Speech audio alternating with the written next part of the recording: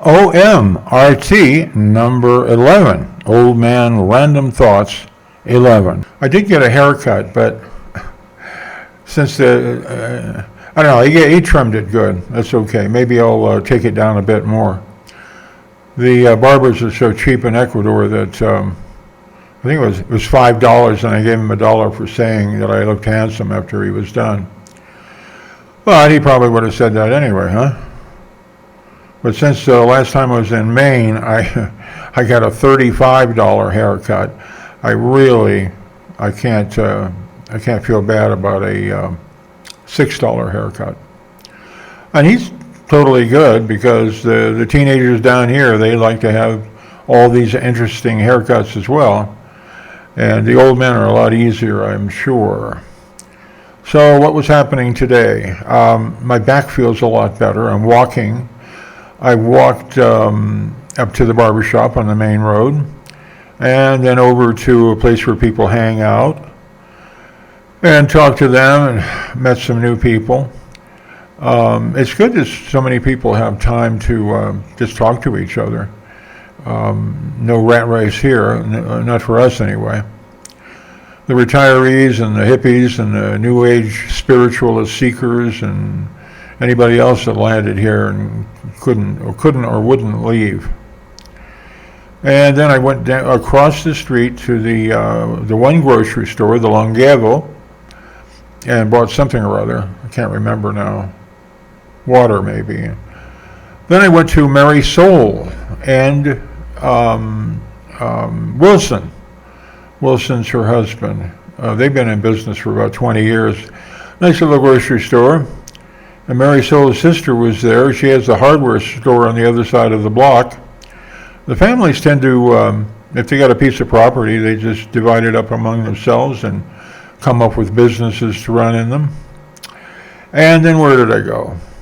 Then I went to the ATM and got another couple of hundred for my rent, which is $400. I think this is the first, isn't it? Yep, it's first of the month. My landlord is pretty easy. I don't have to worry about him at all, which is, a real relief, because sometimes landlords and landladies can be a bit complicated. I think they want attention. But Charlie's happy just to run the restaurant and enjoy his days off. So I got that, and then I came down and I hung out in Charlitos, which is the little restaurant below me here in this building. Charlie worked for 15 years. He's been here a couple. For 15 years to have the money to own the building that he was in and live in the upstairs, which is the only way to do it. The only way you can run a business here is with family. So he's got, and Ecuadorian families aren't mom and pop and sis and little Bob. They're more like 10 or 12 people. The whole family isn't there, but on the weekends, the people come from the outskirts of town and visit. The other thing here is that the building is poured cement. There is no sound. You do not hear anybody anywhere else. Sometimes you don't even hear the noise coming up from the street if you don't have the window open. My window's been closed today, most of the day, because we did get some rain, and if there's any wind at all, it'll blow in sideways. We have so little a problem with bugs here that there are no screens on the windows. I mean, that sounds unbelievable, I know, because when I lived in the States for 20, 30, 40, 50 years of my entire life, the bugs would come in if the door was open, even for a minute.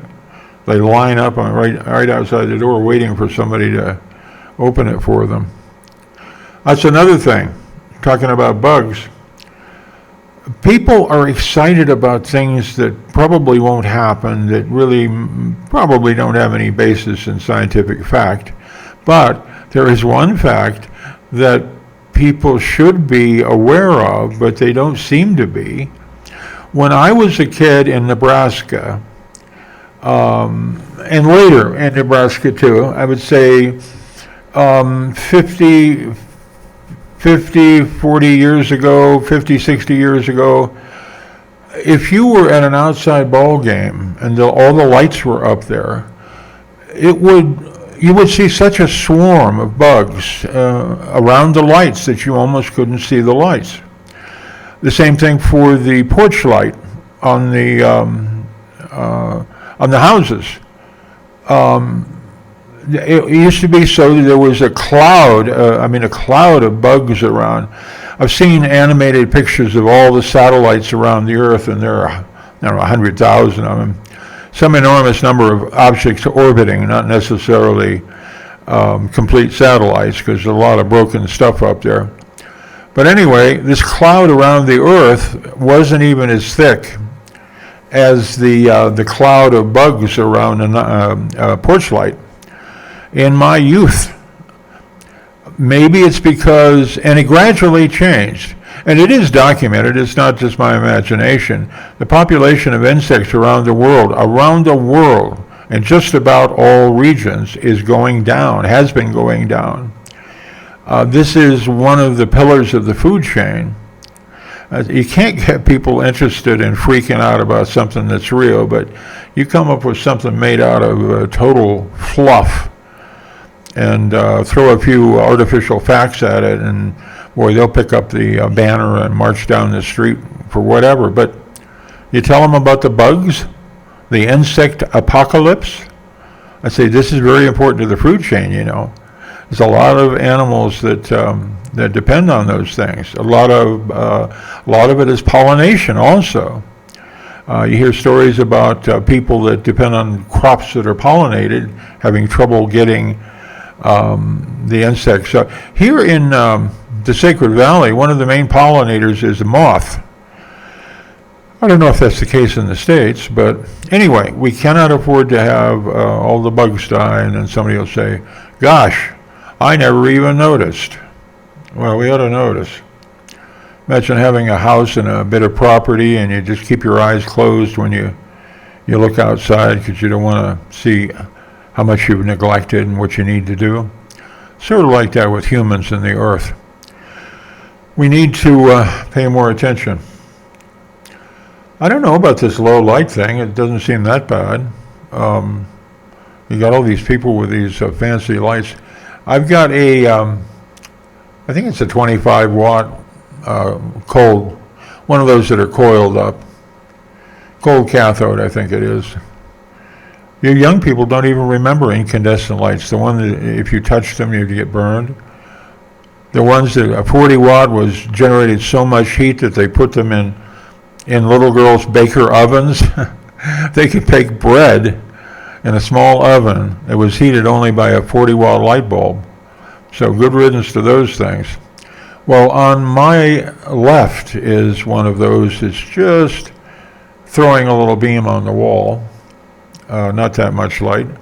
And then behind me I have the 20 watt LED connected to a variable supply so that I can make it brighter or not so bright. Makes it more interesting maybe, or makes it different, and that might be a good thing. There hasn't been any content in this video. I'm thinking about telling stories about Vilcabamba. Real or fictional, either way.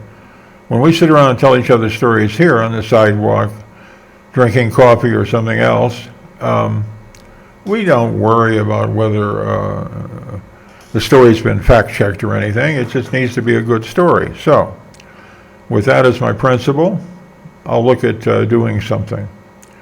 Until then, until we meet again, I want to thank you for stopping by and helping an old man. I'm nearly 80, did I ever mention that? Helping an old man find something to do with his lonely evenings. I've got a new product here. I'm willing to try something new. Sounds kind of bogus, though. It's called, let's see, haircut in a bag. And this is the bag. I think I've been scammed again. Yeah, because this seems to be an ordinary bag. Let's see the instructions. Let's see. remove hat, remove glasses, put bag over head, use magic words as appropriate. All right. There's the hat off the head. There's the spectacles. Put the bag on. No, absolutely don't try this at home. Okay, there's the bag on the head. And the magic words. Oh yeah, abracadabra, I probably need a haircut. Thank you very much. Well, that can't possibly work, no? Let me try it here. Here we go. So, is that a haircut? Can't quite tell. Oh well, didn't cost much anyway. In fact, the bags are free. So that's it.